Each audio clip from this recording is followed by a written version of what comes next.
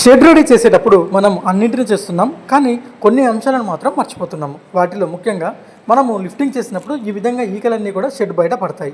వీటన్నిటిని కూడా ఖచ్చితంగా శుభ్రం చేయాలి. ఊకడమా లేదా కాల్చివేయడం చేయాలి.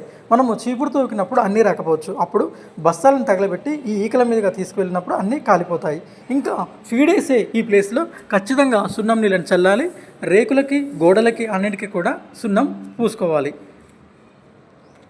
ఈకలు అనేవి ఖచ్చితంగా తీసివేయాల్సి ఉంటుంది.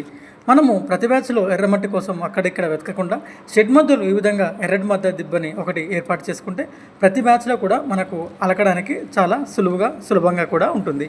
ఆ తర్వాత పార్టీషన్ రేకులు అన్నింటినీ కూడా బయటపెట్టి పైప్తో కడిగి చక్కగా శుభ్రం చేయాలి. ఇంకా పాత పొట్టు మనము తీసి ట్రాక్టర్లు వేసేటప్పుడు గేట్ దగ్గర ఈ విధంగా పడుతూ ఉంటుంది. వీటన్నిటిని కూడా తీసి వేసేయాలి. మరీ ముఖ్యంగా జాలిలో ఈ విధంగా చిన్న చిన్న ఈకలు అనేవి ఇరుక్కుపోతుంటాయి. వీటన్నిటిని కూడా ఫ్లేమ్ గన్ ఉపయోగించి ఖచ్చితంగా కూడా కాల్చివేయడం ద్వారా మనకు రోగాల వ్యాప్తి అనేది చాలా తక్కువగా ఉంటుంది.